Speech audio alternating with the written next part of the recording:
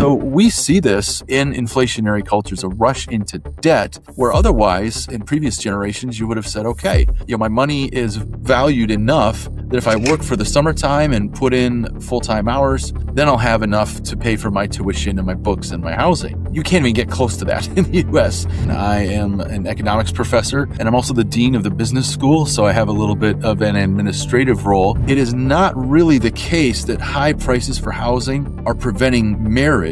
It's that the earlier you get married, the better chance you have to get into housing. Family life, marriage, and children in the US and in inflationary cultures is no longer a cornerstone of adult life.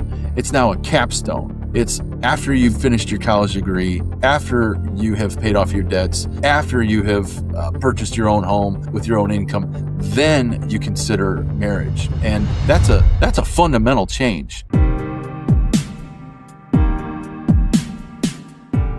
Hi, Jeffrey. How are you doing? Everything fine on your end? Everything's good here. It's nice to meet you. Absolutely, yeah. Thank you so much for coming on. Before we get started with all the Bitcoin topics, with the inflation topics, I love the inflation in the family title, as we talked about before. Maybe give us some brief overview of who you are and especially why you're excited about Bitcoin. Well, absolutely. My name is, again, Jeffery Degner, and I currently teach in Grand Rapids, Michigan. I am an economics professor, and I'm also the dean of the business school, so I have a little bit of an administrative role. And you're correct. I have recently had a book released called Inflation in the Family, and I just held it up a minute ago, but it's got a fine photo of St. Stephen's Cathedral in Vienna, in Austria. And it's a part of the Austrian economics series that's been edited by Drs. David Howden and Philip Bagus. And I was approached because my doctoral thesis was on the family in the inflation culture. And that's not such a snappy title for a book, but the idea was floated to them, and we agreed to go ahead and publish the book. So there it is. And it's been out since June, and it's had a lot of traction and interest from people who are taking a look at cultural phenomena and connecting it back to monetary policy and our inflationary central banks. So that really explains where the book came from. And I'm happy to say that it has received a lot of positive attention so far. Yeah, it is. It is so interesting because we've talked a lot about like where Bitcoin is going and all of that. But if we come back to the basics of why we are so passionate about, so we can get lost into why we are so passionate about Bitcoin because, number go up technology, there's like a lot of things going on. And then it's like, where did this initially came from the inflation, why fiat so bad is. If fiat wouldn't be bad, we wouldn't need to have Bitcoin around. We wouldn't need to do all those revolutionary things that we're doing with Bitcoin. And so I think, giving that in the forefront of our minds is extremely valuable. And then the impact it has. I mean, are you from the US or Europe? Yes, I'm based in the U.S., but my doctoral dissertation was done in Angers, the University of Angers in France. And so some of your listeners might be aware that Professor Guido Holzmann is a PhD supervisor there, and I was blessed enough to have him as my PhD supervisor. And as many folks may know, he is highly regarded in the Austrian circles of Austrian economists for his work in monetary policy and monetary economics. And his work really grabbed my attention back in the early 2010s with a book called The Ethics of Money Production. And there's a line in it that still animates a lot of what I do, but he says that fiat currency inflation is a juggernaut, a really powerful word, a juggernaut of spiritual, cultural, economic, and social destruction. And I think that as I read that and was experiencing that as a young person, trying to break into the housing market and trying to, my wife and I both working full time just to make ends meet, we were seeing a slow and steady inflation that for us was a great difficulty as a young family. So that statement from Professor Holzmann in his book really grabbed my attention. I agreed with it. And little did I know that about 10 years later, I would have the opportunity to study under him as a PhD student. That was quite a journey to get there. But nevertheless, that impact on our household of this slow grinding but inexorable inflation in the US is something that I couldn't ignore and has continued to motivate my work today. Yeah, and it's interesting because like that's what I was trying to build towards is like in the US and Europe, it's not even that bad. Like it is bad. But if you compare it to like other nations like Turkey or Argentina or Venezuela, like it's like 100 times even worse. And then it's like really interesting when you get money in, you all of a sudden like you have to spend it right now because next week it could be like half the value. Yeah.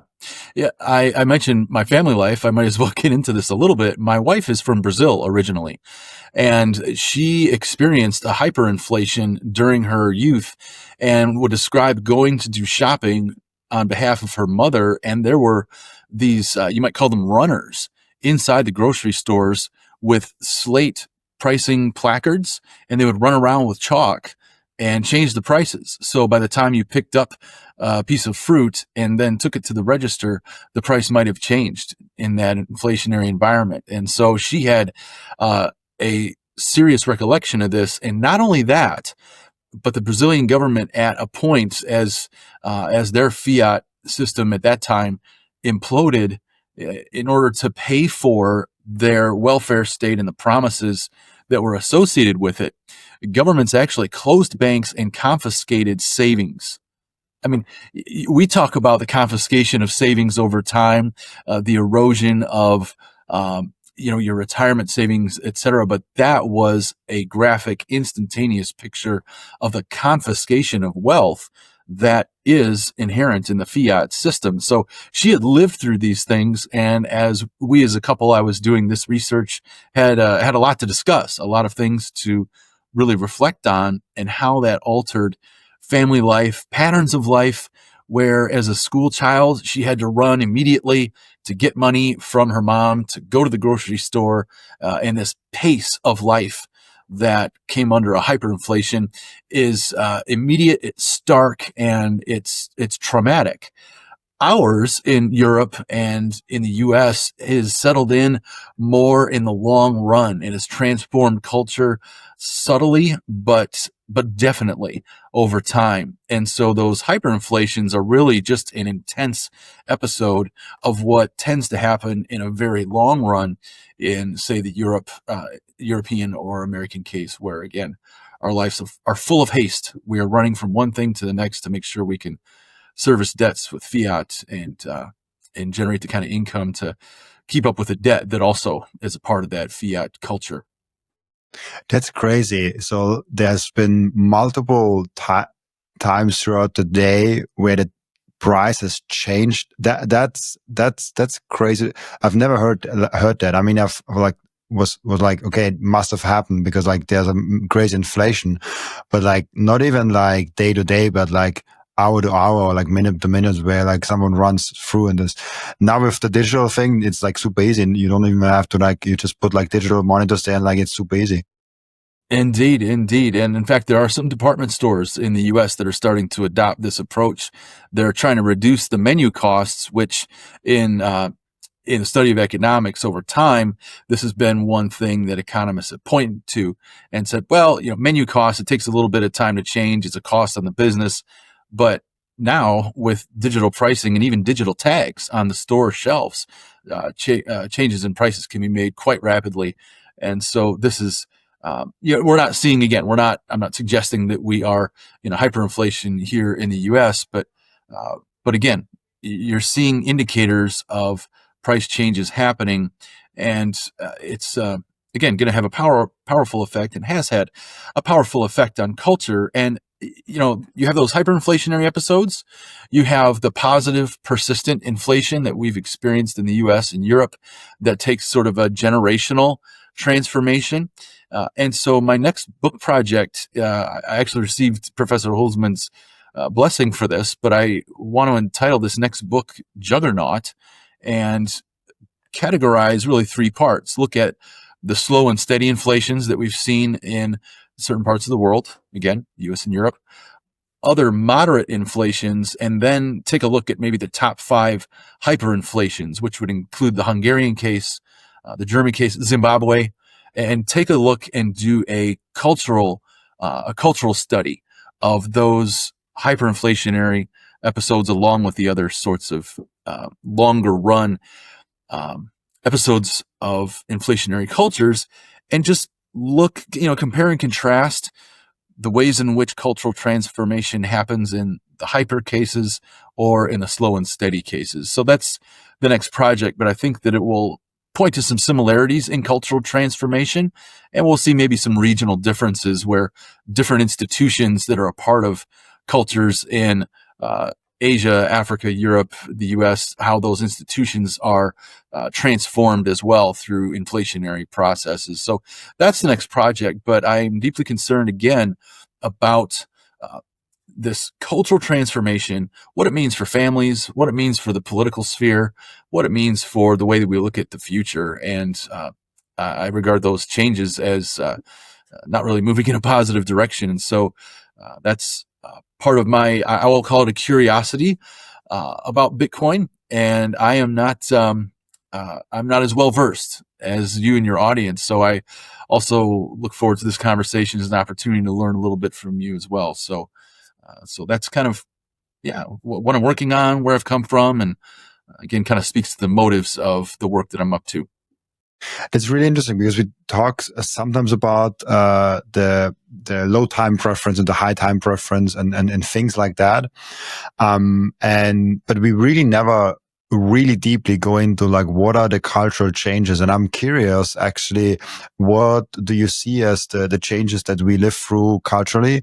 Because of low inflation in the US and Europe, again, low inflation compared to other types of inflation, because even like 1% inflation is higher than 1% as we have to measure from a deflationary force.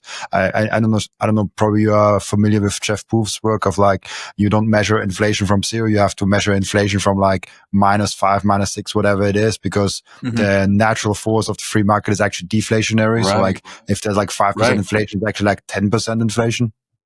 Yeah, I think that that's a great way to think about the statistical measures that are thrown our way. As you're aware, the CPI statistics are dubious. They're politically motivated in their creation. So that measure itself is probably understated. And there's plenty of evidence that that is the case. But I think you're right. One of the favorite charts that I get to use that illustrates what's happening with our inflationary system comes from the American Enterprise Institute, and every year they release an inflation chart, a price inflation chart that looks at different sectors of the economy in the U.S. So at the very top, wouldn't you guess it, it's the industries that are heavily regulated by the U.S. government or heavily subsidized. So that would include categories like higher education, even the textbooks in higher education. Of course, healthcare in the U.S. has a very high inflation rate on an annual basis, and it far outpaces other categories like housing, which of course is becoming a much more important issue in the U.S. right now. But even cars and things like that. Well, it's not as though housing and cars are at sort of a zero inflation. They're at average inflation. But those industries as well, housing and auto manufacturing in the US, and I know more so in Europe, the heavy-handed regulatory state has its fingerprints all over those industries. So they are price inflationary due to the regulatory interventions. So I think you're right. What we should be doing is looking at the least regulated, most free sectors and looking at price changes there.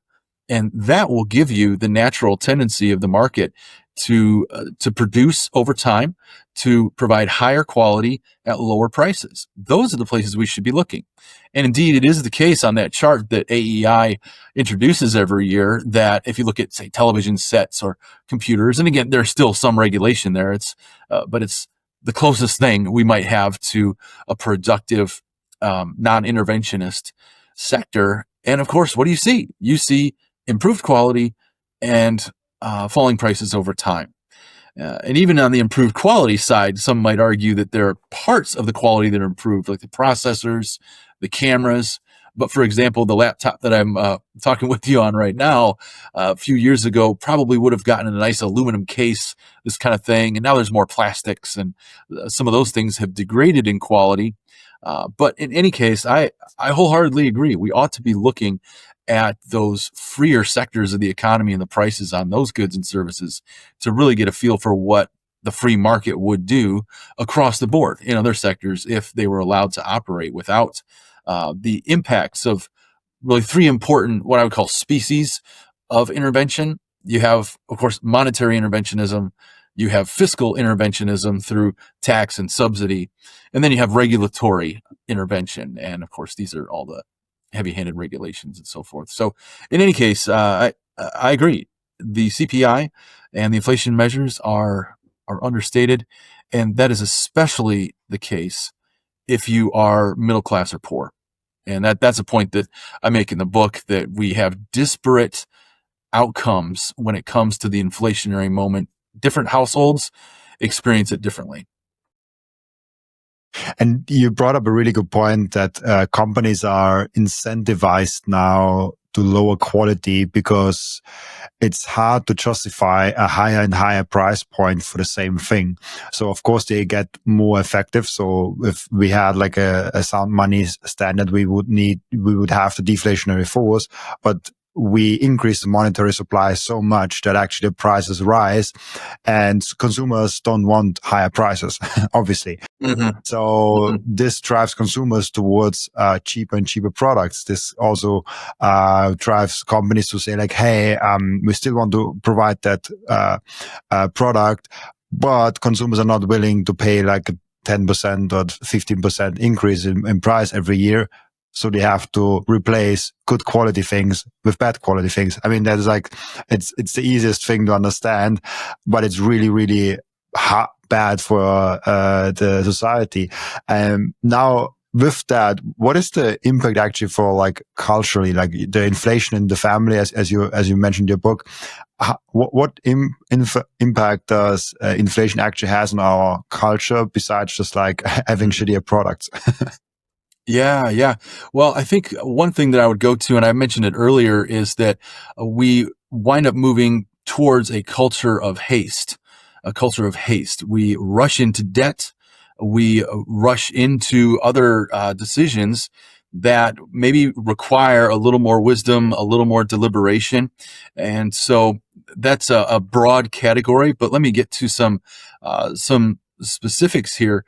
In the U.S., that rush into debt is something that younger people are paying greater and greater attention to. I paid a little bit of attention to my debt or my credit score in my 20s, but my parents, it was a non-issue. And then for my grandparents, to even be thinking about going into debt was a shameful thing. Okay. So you come forward 2 and 3 generations, and now to my children, they and their friends, when they reach the age of 17, they're eager to open their first credit card. Why? Because they need to be building their credit score. And this rush into debt is something that is entirely rational in the fiat inflation culture. So that's sort of that immediate step, is a rush into debt, whether it's in the US case, rush into college debt to finance your education, or housing if they can even get the down payment to do that. But I understand that even in Europe, the case is that for education, the state highly subsidizes these things, but even in nations where there are heavy subsidies, I was speaking with a colleague from France. There's still debt accumulation on the part of young people in order to finance their education. And so we see this in inflationary cultures, a rush into debt, where otherwise in previous generations, you would have said, okay, my money is valued enough that if I work for the summertime and put in full-time hours, then I'll have enough to pay for my tuition and my books and my housing. Well, that is not even, you can't even get close to that in the US. I mean, it's really quite a dramatic shift over just a couple of generations. So I think that haste to get into debt has had some secondhand effects. And my book on inflation in the family has demonstrated how those initial debt loads for young people in the US is delaying the milestone of marriage and family.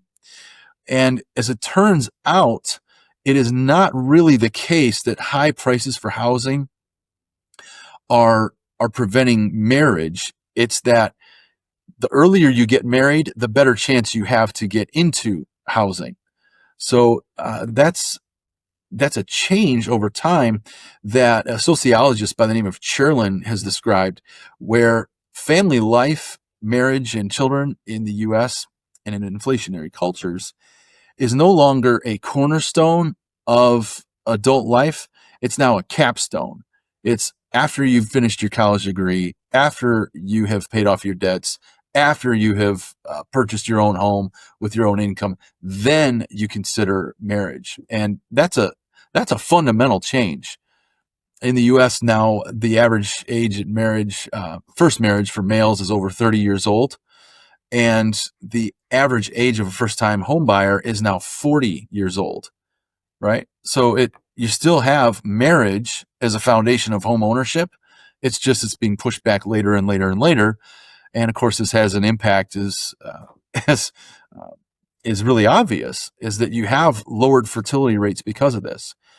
Because no matter how much conservatives in the U.S. and other parts of the world talk about,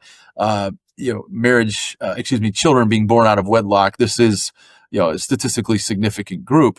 What is really the driver of lower fertility is later marriage.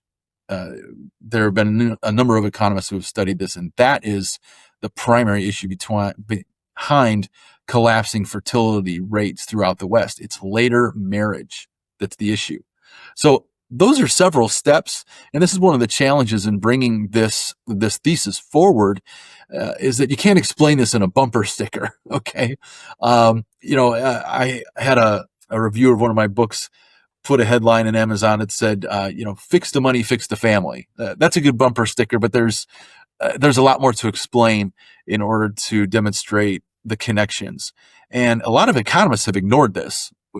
And that was what created an opportunity for me. I could not believe that they were making the connection between home prices and delayed family life, but they weren't talking about the culture of debt. They weren't talking about the role that the Federal Reserve and the inflationary central banks play in housing prices. So this is astonishing to me. So I just, in a way, it was a very elementary step to introduce the importance of monetary policy and its secondhand effects on culture and family life. So again, that's a little bit of an explainer on some of the topics that I've been addressing. In the Bitcoin world, we say fix the money, fix the world. So fix the money, fix the family. Fix the money, fix the family is also, I guess, included in there. But it's interesting, because, I do see it. I'm 27 now, and I got serious with family planning through my podcast. The podcast is now soon 2 years old. Actually, in 8 days, it will be 2 years old. And, in my podcast, I interview mostly men, so like I think like 95% or 90% men and 5 to 10% females. And interesting enough, they are usually at least 10 and most of the times more like 20 to 25 years older than me. So having that exposure to almost like having the exposure to over 600 different men that think about sound money, think about Bitcoin, think about inflation, and their focus on family, their focus on making more and more kids, the focus on like the family as a unit for society, really opened my eyes to like, oh gosh, like what I've been doing. And I got to know that in my friend circle that are not into Bitcoin and are not into those topics, they are not even thinking about those things. And they're sometimes older than me. And so I'm like, okay, in my generation, I'm even early to think about, like, I'm Gen Z, like I'm early to think about family, but I'm now thinking through my podcast, I'm actually late. Like I'm 27, and I still have marriage and family and all of that in front of me. And I'm like, I wish I would have done that already earlier. Like it's like now it dawns on me, like I should have been more serious about that earlier on. And actually through the podcast, I became more serious because a lot of people came on my podcast and talked about the greatness of like fatherhood, the greatness of marriage, the greatness of like how important the family unit is. And I think this is something that has to do with we are going longer into school than long in university, so we get entering later the job market, then we're taking on more debt, and all of those things are like, yeah, you have no money when you're 30 years old, and then like you are scared of having kids, of course, because like how do you feed them? Well, right. And you can think back to your own experience. You can think of the cost of education, et cetera, and how if a child doesn't, let's say you raise a child and they do not meet those educational landmarks through the primary, secondary, the higher education, they have a lesser chance at making it successfully in their lives. And so naturally, parents will be concerned about the cost of raising children. This is only sensible in the inflationary world that we have to turn our attention there. But I think there's another thing at play here that you mentioned a little bit earlier, and that is how higher time preference rates are really driven in the inflationary culture. All the incentives are set toward high time preference rate behaviors. And it is true that family life is a low time preference activity. As we think about the future for our children, I'm at the age now where I have two daughters. One is 23, the other is 18, and we're beginning to think the next stage of life about grandchildren. And these are long-term, sort of mental, spiritual, they're long-term projects of love. They're long-term projects of leisure, in the sense that every grandparent wants to enjoy time with their grandchildren. Well, in the inflationary world, we have to keep working, yeah, to make the ends meet. This makes it more difficult if my wife and I are not available for our children when they have children. Then they have to resort to other means. They have to resort to high cost childcare.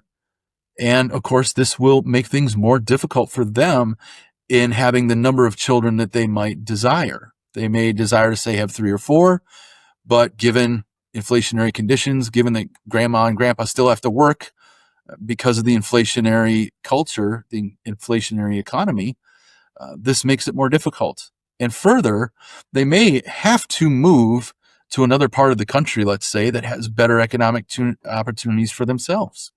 So these all have their genesis in the inflationary economy.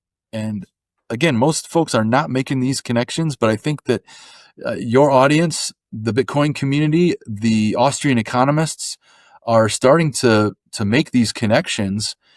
And instead of our friends who are maybe more conservative and talk about family life, sort of wagging their fingers and shaming younger people for not being farsighted and being selfish or something. No, this has an economic cause. And so I don't want to make the argument that economics are the only thing that matters in these kinds of transformations, but it is certainly central. And it is central in a way that has largely been ignored. So that's why we're doing the work. There's a bunch of interesting stories in there. The first one that I'm wondering is like, okay, high inflation leads to later in life getting kids, which means ultimately we'll have less kids. So the birth rate kind of plummets. And the birth rate is actually something I'm getting more and more worried about. Hmm. long term for humanity, because if we stop if we stop reproducing ourselves at some point, like humanity is gone. I mean, not something that we have to be worried about with our lives. We probably will be dead at that point when it becomes a problem, but we should think about beyond our lives and should think about like how our kids, the grandkids and the grandkids coming. Is that something that you see as a major threat also to humanity long term, if like inflation drives like birth rates down? Well, I think that it certainly is, and this might be a perspective that some of your viewers share, some might not. But I come from a Christian background, and unapologetically, I look at new humans in the world as image bearers of God. Humans bring glory to the world. Humans are inherently the creature that brings fruitfulness, that multiplies goodness. And instead, and I think that this is another part of the recipe for falling birth rates, is that in the 1960s, a strictly materialist worldview of human beings came into play, and we had these doomsday population bomb books. Infamously, Paul Ehrlich in his population bomb book, we were going to starve ourselves to death through overpopulation. And I fundamentally reject that, because human beings are not merely mouths to feed. Human beings have minds, we have creativity, the ability to learn, the ability to fix, the ability to improve, unlike any other creature in all of creation. And so our ability to build a more flourishing future is contingent upon more humans. And if our green, I guess I don't have too many friends in the green realm, but if their idea is that life will get better when we just sort of return to nature, then try spending a few nights outside without the things that humankind has developed, and see who wins. Nature will win, you will lose, and you'll be pretty miserable in the process. So this is another mindset, another ideology that's crept in alongside the inflation culture that I think has driven fear and has driven deeper and deeper cynicism about the future. And again, family life, children, this is about building a better future. And I think that's fundamental to the mindset of family life. And again, the inflationary economy erodes these mindsets. And there's a thing that I sometimes hear also, even from my colleagues of mine that are the same age as me. They're like, "Oh, we are so many people on Earth and already," and I really think about that of like, okay, you haven't looked into this topic at all, because if you really think about how much space there is on Earth and how less of that space humans actually already are living in, it's astonishing. And so I think we have that feeling that it's really crowded because most people live in like those big crowded cities and they like getting crammed into like public transport and like they are in a traffic jam. But then if you go a little bit outside of those cities, you're already seeing like you have to drive 5 minutes to get to one house and then another 5 minutes to get to another house. And then you drive out in some like desert area or like other areas on the earth and you're like, nobody's here at all. And so we have a lot more space on Earth, like a lot more space. Like it's ridiculous how many more humans we could fit in those. I have not seen any studies on like what is the full potential, but it's like 100 or 1,000 or maybe even like tens of thousands X is more than we have right now. Yeah, agreed. And again, this points to the uniqueness of the human creature, because I like to use this illustration with my students. So forgive me if this seems a little elementary, but if you think about the other creatures, think about beavers. I don't know if you have beavers in Europe, but in our state of Michigan, this is an animal that chews down trees and they make dams. Well, they do not make innovations. This is all the beaver knows how to do.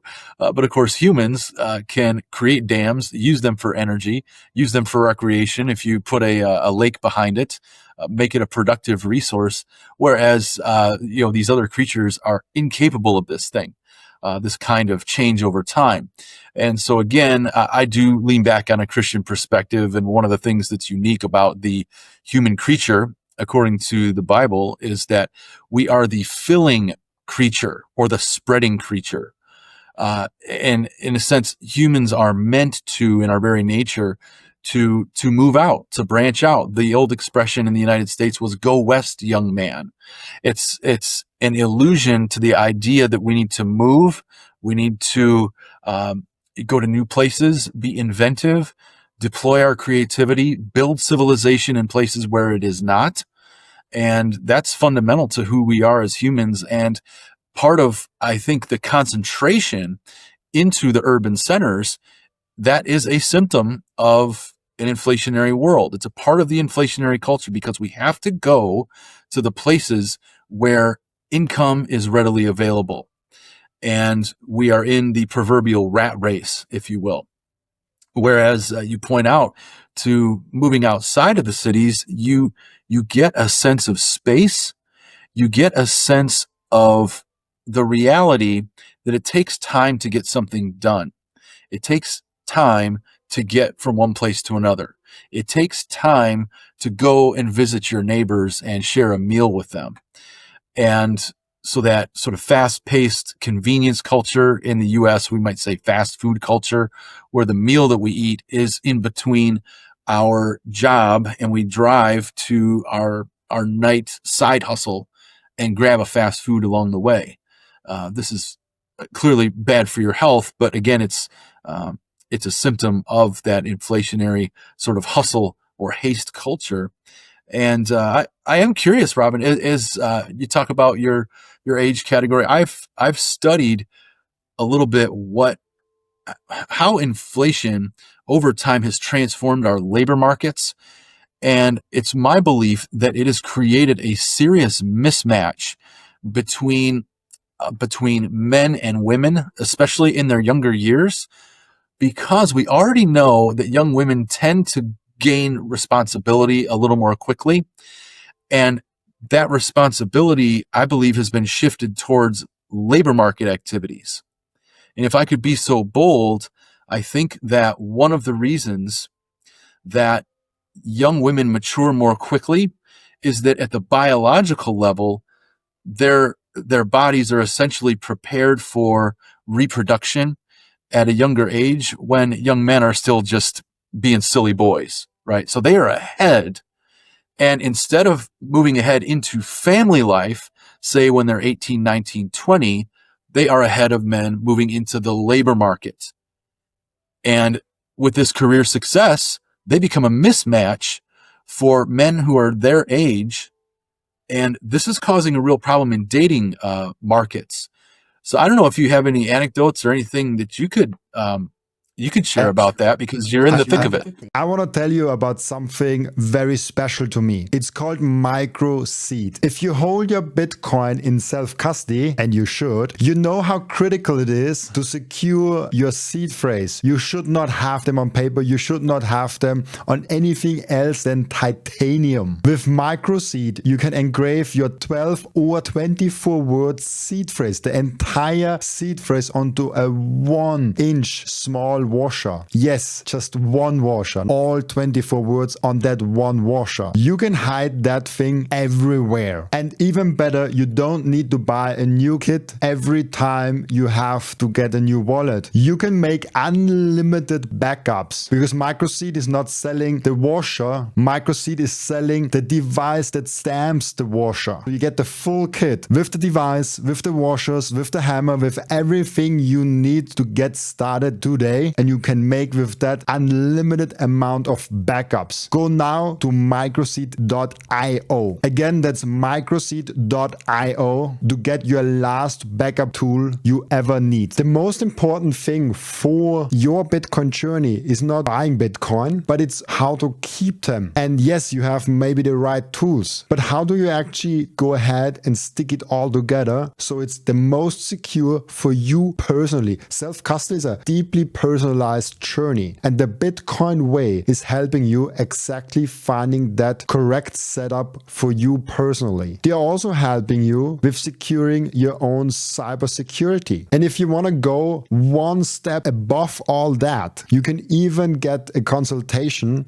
for a Plan B residency. Go to thebitcoinway.com/Robin and you will get a 30-minute free consultation. I finally and officially mine Bitcoin. This is not just something to stack more Satoshis, but it's most importantly also to support the network. Individual miners are the ones that keep the Bitcoin network decentralized. And by the way, you get KYC free Bitcoin. That's why I use simplemining. I get an actual proper Bitcoin miner. They set it up for me. They repair it if it breaks down. And most importantly, they let me choose the pool and even connect my own full node. I'm completely sovereign and I'm completely in control, and I can sign up with Ocean, no account needed. I just give them a Bitcoin address and then there's mining going on. No KYC, nothing. So if you're ready to mine Bitcoin, go to simplemining.io, tell them you come from Robin, and let's mine Bitcoin together. I have two interesting anecdotes to that.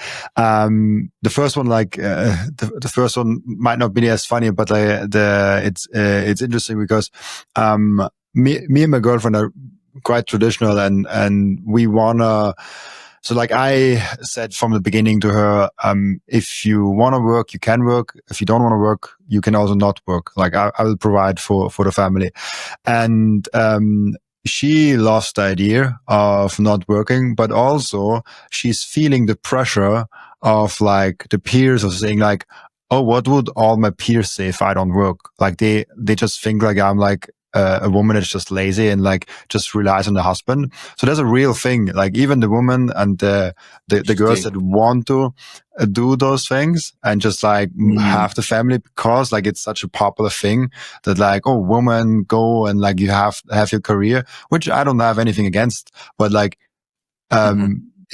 you should also respect those who don't want that, because there are a lot of women out there that just don't want that, and now they're getting pressured into actually working, and so it's like and there's this thing that where if we have inflation, all of a sudden we need two workers in the family, no longer one, and there's like it's very convenient that it's like popular for them to say like, hey, you should also go out and work. This is something I definitely have witnessed in my own life, but like there are girls and women out there that says like, hey, I wanna raise my kids at home and I want to spend time there. And I think it's very not controversial with you and not controversial with my audience, but outside of the bubble is probably very controversial when I say being a mother is a job and it requires a lot of attention and it should be taken seriously. And so it should be taken seriously as a productive activity. Anyway, why is it that the childcare worker earns an income and we count that in GDP and that's economic productivity, but when a mother does it at home, it is not? So this speaks a little bit to the flaws of economic statistics and the way that we think about productivity is having to be quantified in some sort of governmental statistic. But that's just a side note. But I'm very interested in this what you might call a peer effect among women. It's interesting. There's a paper by a couple of my colleagues that have talked about peer effects among women and married couples when it comes to pregnancy. There's sort of a joke that if you're in, say, a church or a community group or a group of coworkers or something, that pregnancy is contagious. And there is some truth to this. When women and men see among their peer group that, oh, this couple over here, they're having a second or a third child and they're making it. Yes, they have to make trade-offs, but it convinces us that no, this is not as radical or as impossible as Paul Ehrlich might have tried to convince us. And so there, in the midst of the inflation culture, there still is the ability to make deliberate choice. Ludwig von Mises noted in Human Action and in Theory and History that we are all a mix of our experiences, the ideologies of our parents, of our religion, our nation, our experiences, and we certainly have our mindset and our decisions impacted by these ways of thinking. But it's also true that as humans, we have the ability to change our minds. We have the ability to think a little more deeply. And sometimes these peer effects help in one direction or another. But I had not heard that anecdote among young women. That's very interesting that their success, their commercially or professionally successful peers might be, maybe shaming is too strong of a word, but that might be the feeling that a young woman has where they have had some successes, but to be viewed as lazy or something like that, or as a dependent is indeed kind of a shameful feeling is attached with that. And that might, again, delay these kinds of decisions that make attaining marriage and children later in life even more difficult. So there's more energy. I can attest to you, Robin. My wife and I, we were married. I was just turned 25. She was about to turn 21. And when we had children, I in my later 20s and she in her mid 20s, we had a little more energy.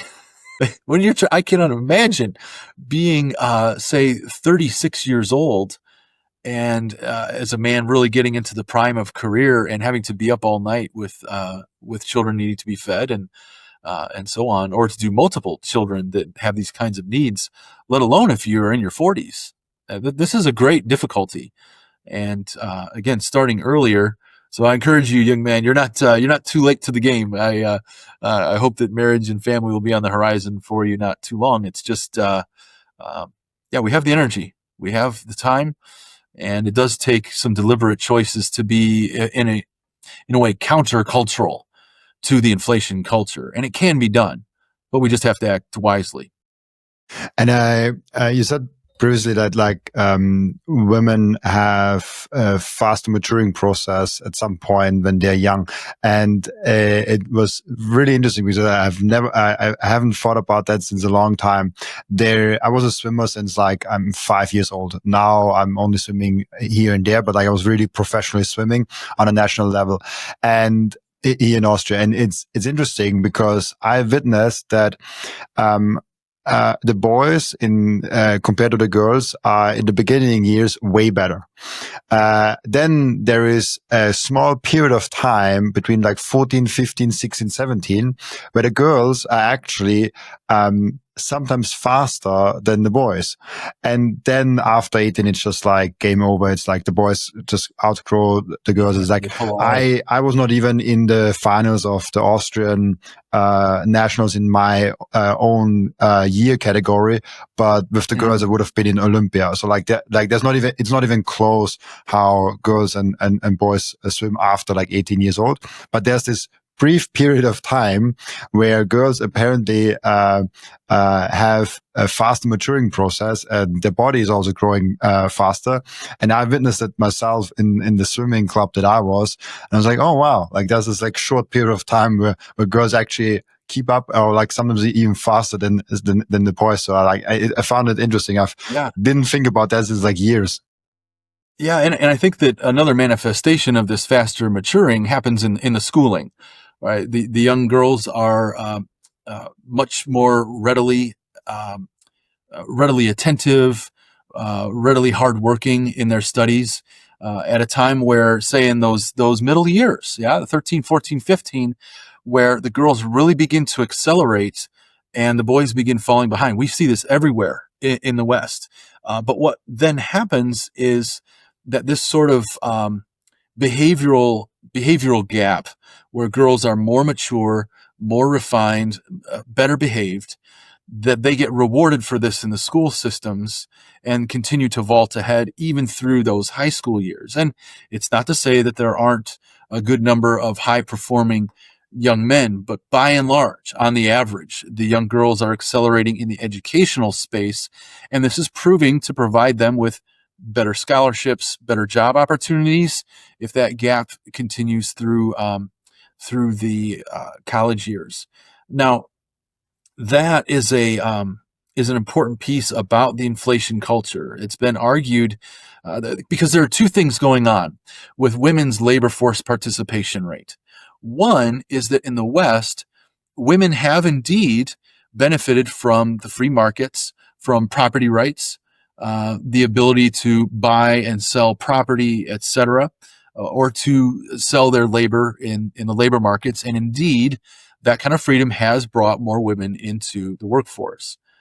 On the other hand, I would say there have been more and more women pulled into the labor force because of inflationary pressure, where they must work in order to make the ends meet. And whether they're doing so as an individual young woman, unmarried, and maybe trying to purchase her own apartment where supplies are restricted and prices are rising, that's a very good example. Or if they are married, and again, we still need the two incomes to make the ends meet for housing costs and so forth. I think that there is an inflationary pressure to bring women into the labor markets in larger numbers than would otherwise be the case if we were not living in an inflationary economy.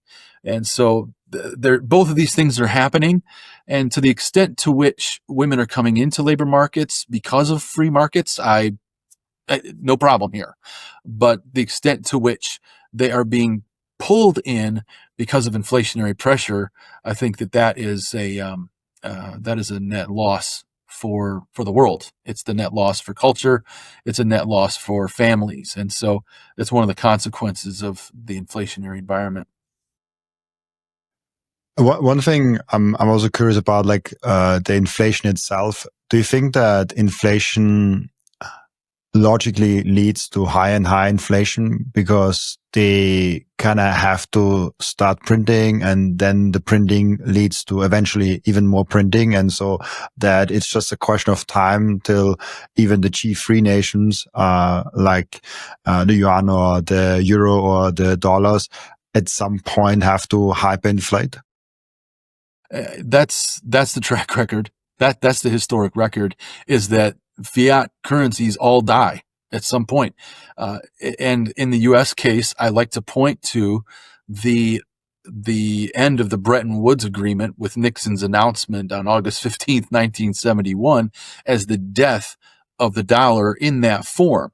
It simply took on, it was attached to gold. It was loosely attached to gold. Of course, the U.S. government continued to inflate through the 60s and up until the Nixon administration. And what was the nature of the inflation? Well, it started with excessive federal spending, of course, in the 1960s, where the U.S. Government felt that they could have both guns and butter. You could have the Vietnam War, and you could have a massive and growing welfare state.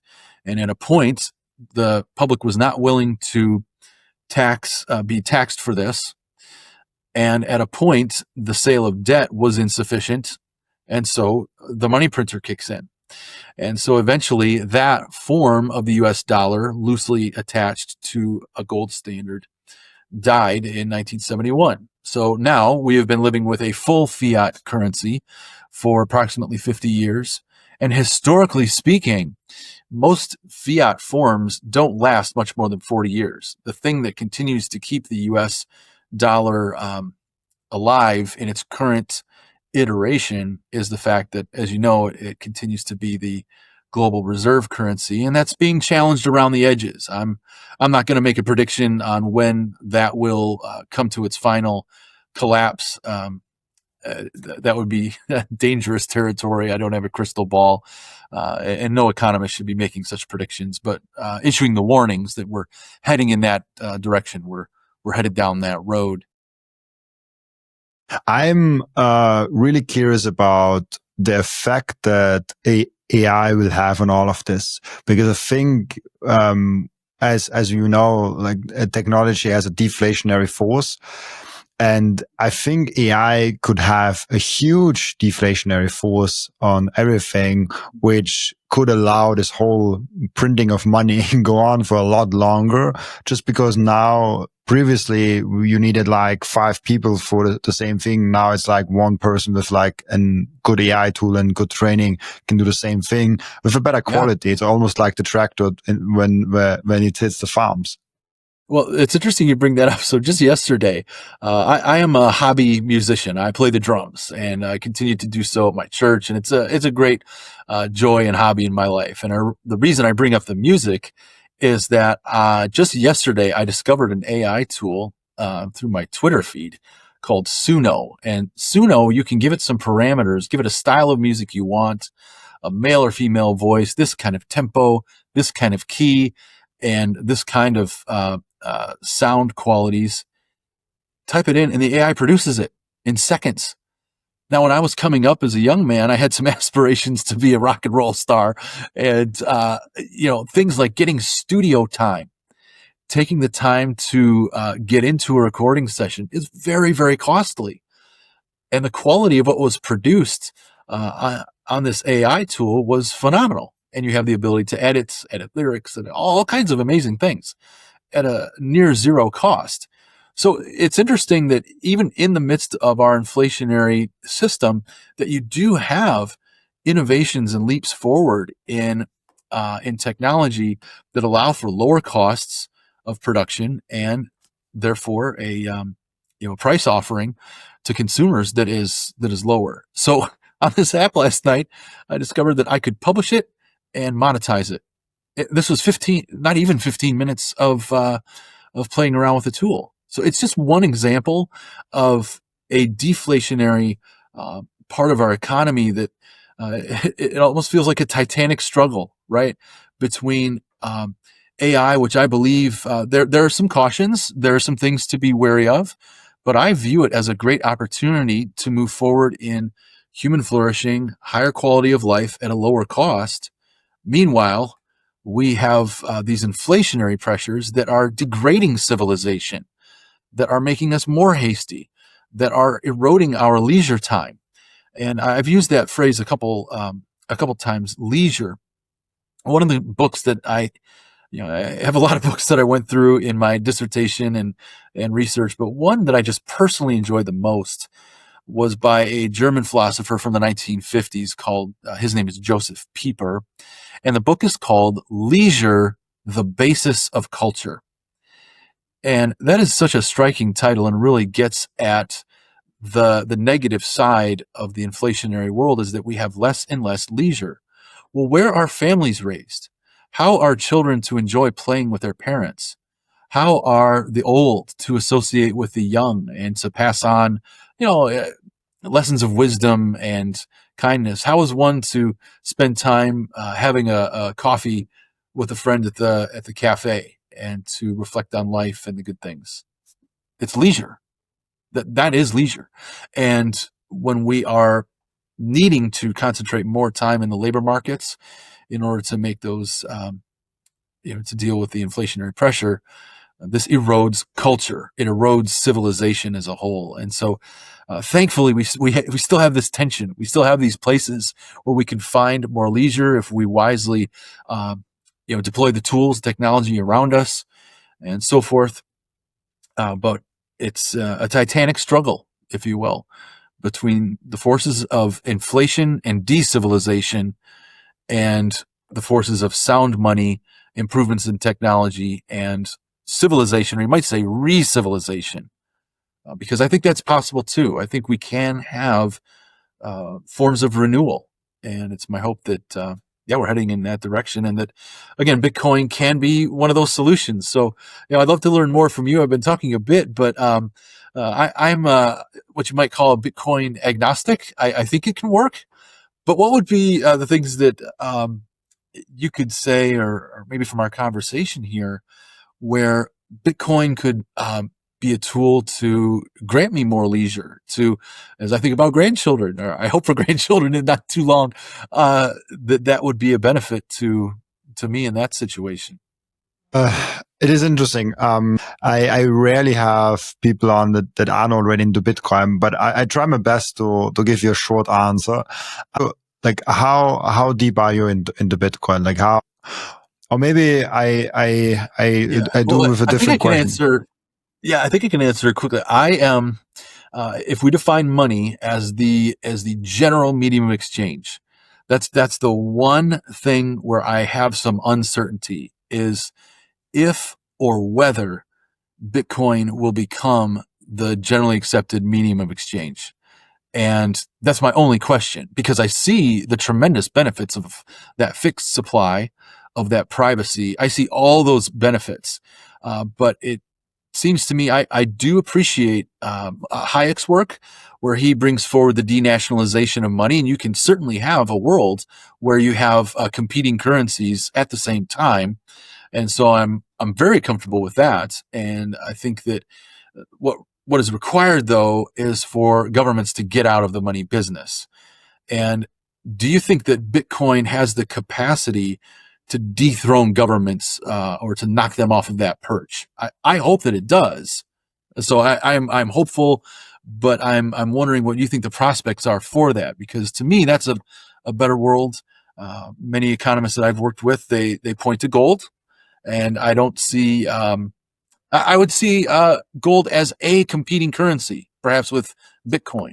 I do walk around with, I received a gold back as a gift a little while ago. So like for these small exchanges, local vendors, et cetera, this seems reasonable.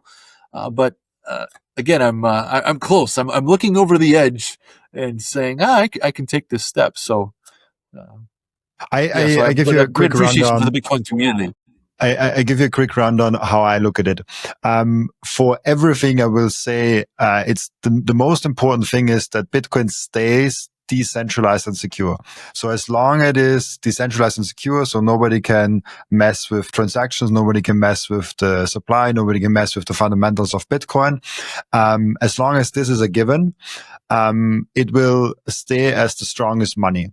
And for me, the strongest money will win over time. Now, I was very, very against all other forms of money before I started the podcast. And with the podcast, I actually become more and more of a freedom maximalist, where I say like, I really don't care what other things are there. Like if there's like some altcoins, some crypto things going on, or some stable coins, or if there's something else, like that's fine, because I choose the strongest money, and I think the free market eventually will figure it out. It's almost like there's one non-leaky bucket, and all the leaky buckets lead eventually to the non-leaky bucket, and it will be the fullest. And so for me, this is kind of, and you also said like you kind of already understood that the fixed supply and all of that.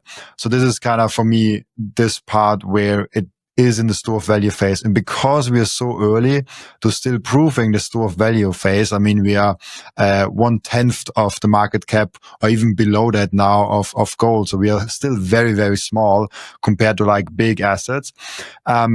We are nowhere near of entering the medium of exchange phase. So when we enter the medium of exchange phase, we need a lot more infrastructure. We're just building out the Lightning Network. We're just building out Fediments. We're just building out eCash and all of those systems.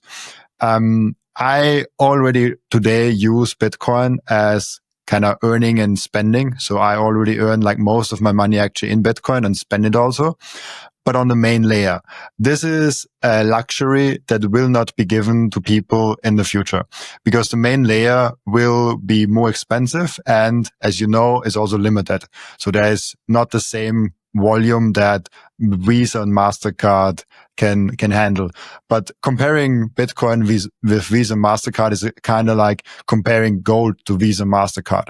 So we have to kind of see Bitcoin as the main layer, as almost like gold. And then you build on top of gold the Visa and MasterCard layers that can move and fast and quick. So how I look at it, Bitcoin scales as usually technology scales in layers. So we have the base layer, which is extremely secure, extremely decentralized. It's the base asset. And then on top of that, we lose a little bit of the decentralization. We lose a little bit of the security, but we gain in privacy, and we gain in convenience, and we gain in speed. And so the first step will be Lightning, but I think we need something on top of Lightning, like Fediment, to really get everyone on board. And I'm talking like a lot of people, a lot more than right now. Because if we stay as small as we do right now, we don't need anything more than we have right now. And so for me, the reason why media of exchange is still not like you can still not really say like we're already there, because just people don't use it. Like even Bitcoiners, they rather hold the Bitcoin than spend the Bitcoin. The store of value phase. I appreciate that kind of language. That's helpful. Yeah. It's store of value phase. So this is for me how I look currently at Bitcoin. And I always frame it as this. If Bitcoin is successful, it is the biggest financial revolution since forever.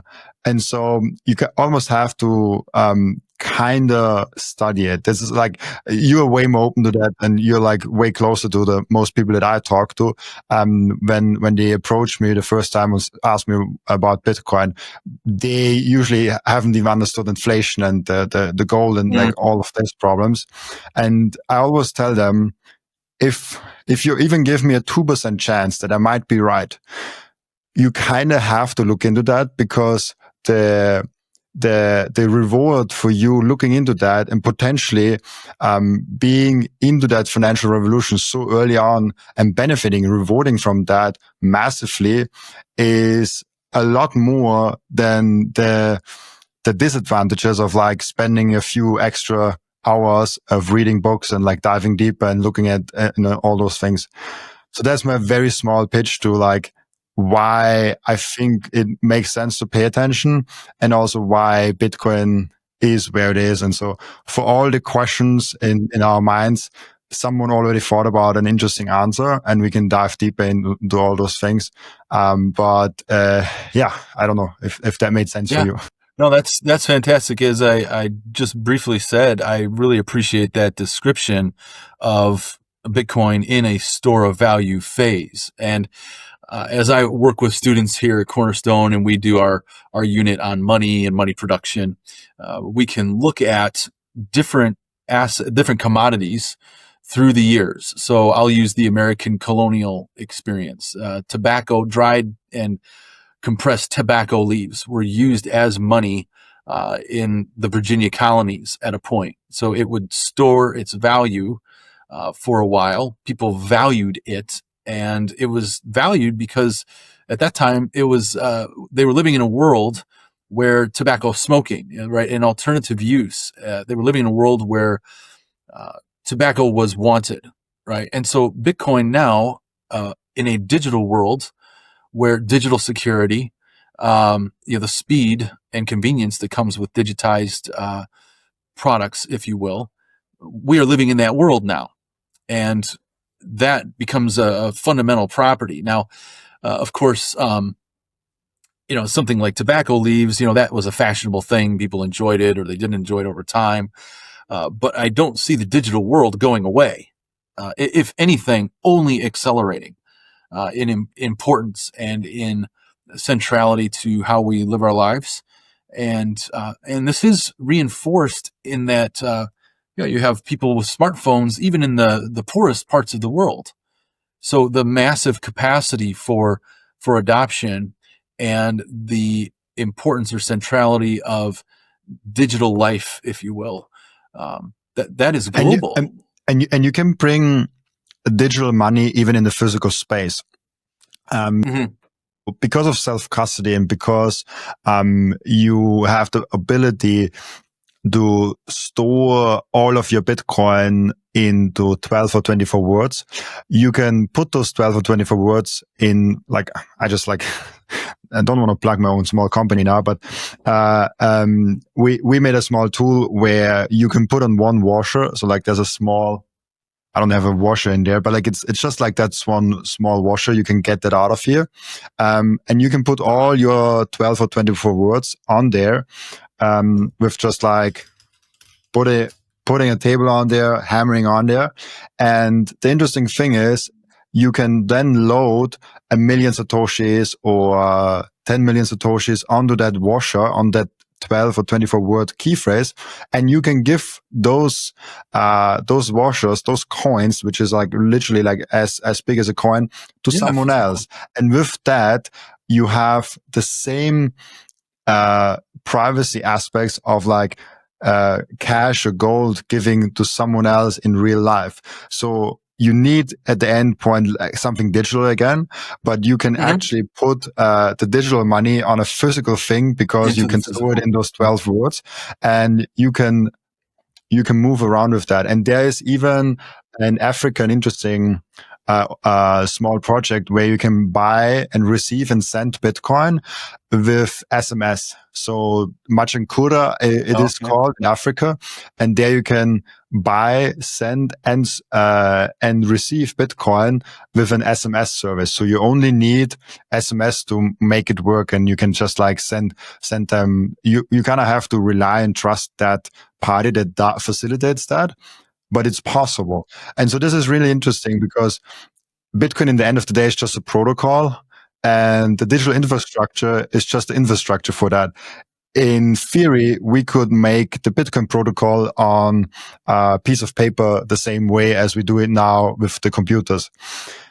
And so when you think about that, it's almost like we brought the properties of gold onto the digital networks so we can use it across the world. So I can send you right now Bitcoin without you knowing anything about me. If I want to send you the same thing on fiat, I would need to have your address, your bank account numbers, all of the things.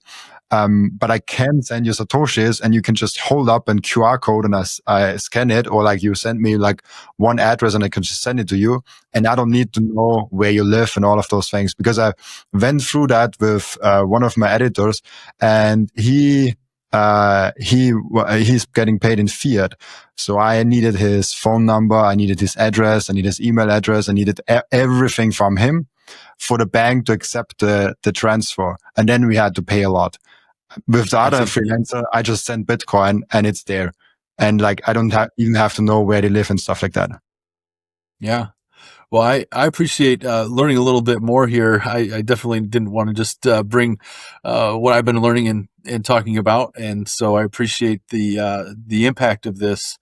And again, I would hope, and this was the hope of, say, the Industrial Revolution, right? And I'll just come back to that word leisure. Leisure as the basis of culture, as a basis of friendship, the basis of community, of the arts, of family life, that to get us to a world where that is a greater part of our reality. I think that's a world I want to be a part of. And if it's if one of the ways to get there is through a Bitcoin as first a store of value, then possibly sometime the medium of exchange. But we know that the great enemy of this is the centralized states and the central banks. They will not give up the throne so easily, and so I think we'll have our work to do there. But nevertheless, it seems, you make a good pitch. I certainly appreciate, and we'll continue to give some more thought about this, as I tend to be a little more conservative sort of individual in finance and these sorts of matters. But I think that ultimately we're looking at the same goal, a better world for where family life, where reculturation happens. That's what I'm hoping for. And so I sure appreciate your work, and hope that, hope your listeners will have enjoyed the conversation here today. Gosh, I already overlooked we're at the end of our time. It was really a lot of fun talking with you. I had a bunch of more things, but like the only one thing I wanted to add, because you said it before, this is really important: the value of boredom. And you talked about it, the leisure, and it is something I came to know now only, that there's a huge value in having time on a day where you don't have to think about anything, you don't do anything, and you just like, you are there right now. Because I learned that the brain actually needs time to comprehend things and to think about things, and not have any inputs. And now with inflation, where we have to work like 1-2 jobs, then with the social media, where when we are off the job, we are like constantly looking on those things, that there's constant input on our brain. And so I just want to put that in there, because when you're talking about leisure, I was thinking a lot about that. I was like, there's a huge value in just not having to do anything and just like having a coffee on the porch and thinking about life and reflecting on decisions. Those are the times where I have the best ideas that move me the most forward, is the times where I don't do anything. Yeah. That again, you used the word boredom. I've used the word leisure. My PhD supervisor, Professor Holzman, one of the things that he said that in my process of preparing the dissertation was he was sort of forceful about this. He said, yes, you have all this reading to do. You have all this research to do. You have all of the empirical work and the data analytics to do. All these things have to happen, but you must take time to meditate. And he would pose a question. We would be meeting like this online and say, here's a question, here's a challenge. You need to meditate on this. And meditation, leisure, boredom, processing time for our brains and our thoughts, this is required. And to gain a deeper understanding of the world. And again, our best ideas come in a place of rest.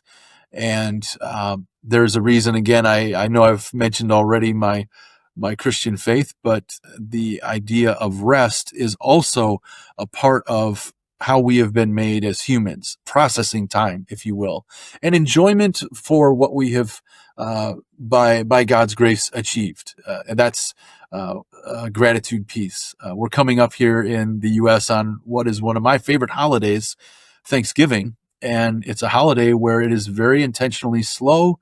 You take time with the family. It's always a cooked meal together. And this is another thing that fiat inflation culture erodes, is our time for tradition, our time to do things the slow way. And we lose a tremendous amount of our humanity.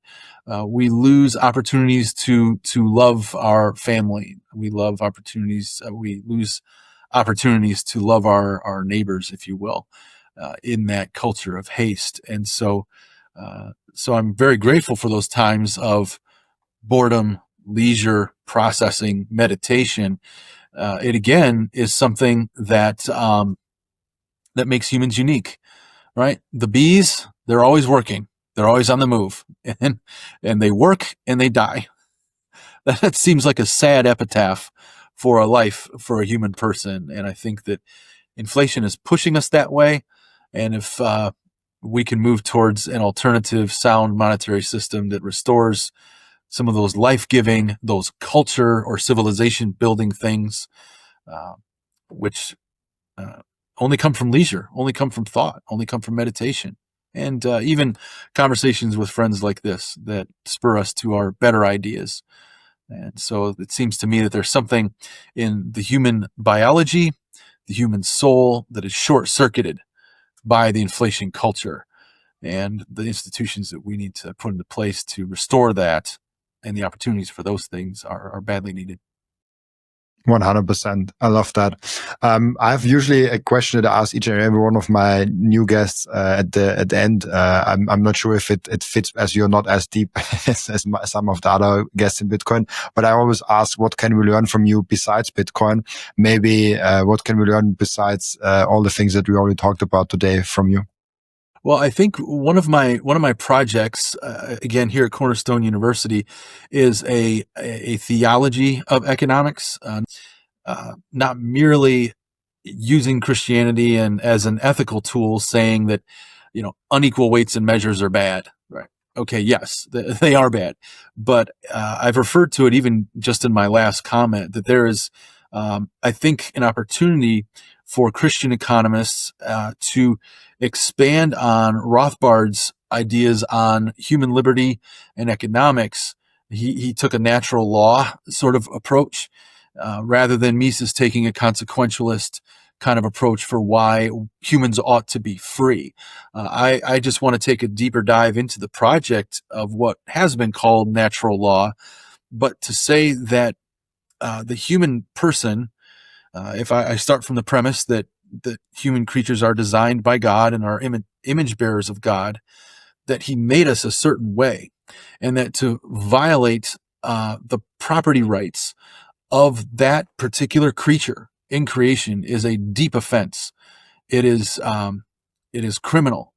And so there are 5 features of humankind that I can clearly extract from the biblical record, and that is that humans are the creature who are uniquely created for adding. So adding in terms of our number, but adding to our work. Secondly, we are the multiplying creature, right? The beavers I mentioned earlier, they don't multiply their efforts. They make one dam and it washes out, and then they do it again, right? They don't build capital. They don't build capital. And that's essential to what it means to be human, is capital formation in order that we multiply. And the third component that I extract there is that that humans are the filling creature. Some might say the spreading creature. The other animals, they migrate. They do go from place to place, but they don't go somewhere and settle and then develop, right? They're entirely contingent on sort of geographic or climate conditions, but humans are not, right? And then the fourth and fifth thing that are essential to human nature are that we are to exercise dominion, and dominion over, Rothbard might say homesteading, right? We are that creature that uniquely works in the earth to exercise dominion or control. All right, we can domesticate the animals in ways that we can't be domesticated. And then the last thing is that humans are the ruling creature. And again, I'm extracting this from the biblical record. Humans are the ruling creature, but it's very important to note that if you and I are unique rulers, then we may not be ruled by another human. And this speaks to the immorality of interventionism, all forms of interventionism, where one man makes himself the ruler of another. And this is, of course, addressing the importance of voluntary exchange, and that is the way that humans are to interact. We are not to interact through force, coercion. Taxation is theft, but so is inflation. And inflation is a policy choice made by people in power, and it is a violation of their neighbors, not just in terms of making them poorer in terms of real wealth, but it is theft, and it's a violation of the human person at our core. And so for these reasons, I think that Christians historically have looked at wielding the power of state and coercing their fellow citizens for whatever aims, that this has to be rejected.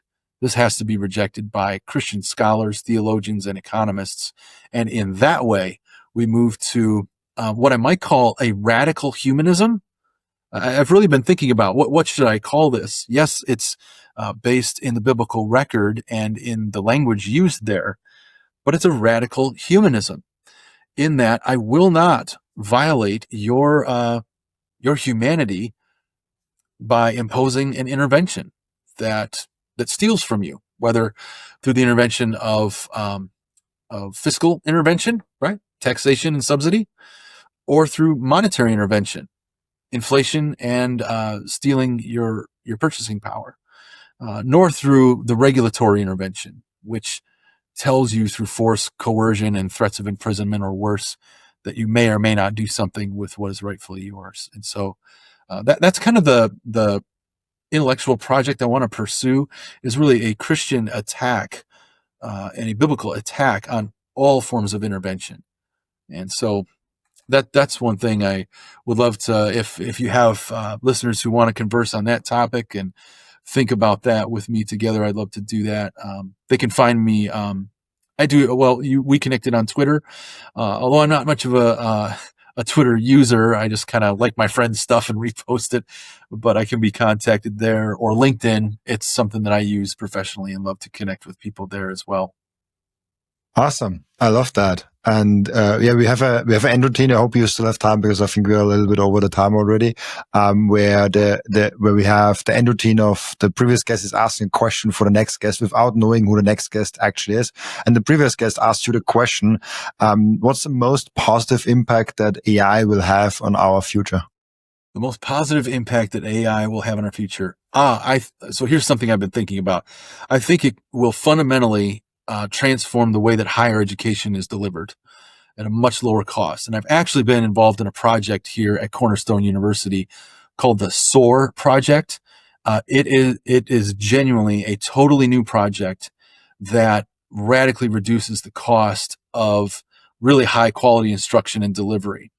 I think that in 10 years, that at virtually no cost, you will be able to have an AI tutor that can do proof of work.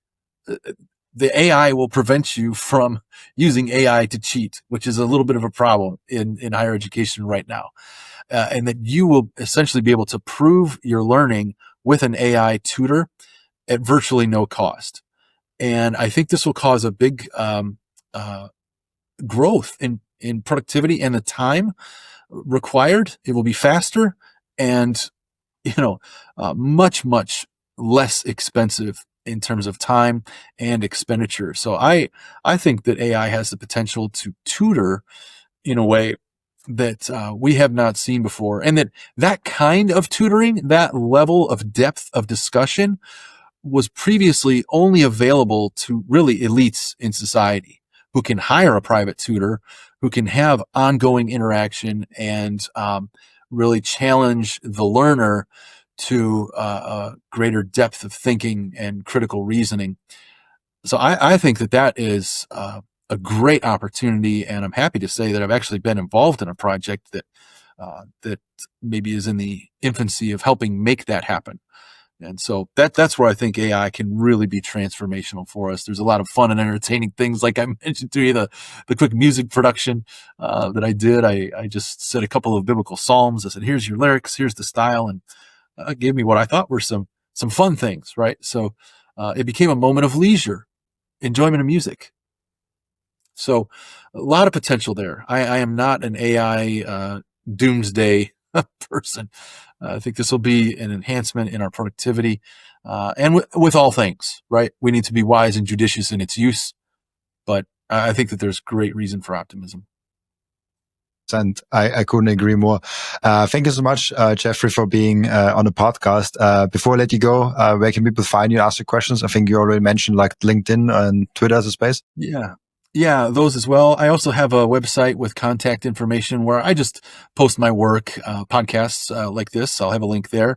But it's just drjeffrydegner.com. And Jeffrey is spelled Jeffery, which apparently is a unique spelling. So that's where they can find me. And they can also feel free to email me at jeff.degner@cornerstone.edu. Happy to interact over email as well. So I'm very grateful for the opportunity to get to meet you, Robin, and appreciate your work. And I'm steadily being convinced, and I appreciate very much the potential for Bitcoin, the potential for AI, and let's harness these things for good. Awesome. Thank you so much, Jeffrey, for being on. And also thank you so much for everyone that is watching and listening, for joining us today. As always, I'll be back tomorrow with another episode. Bye-bye.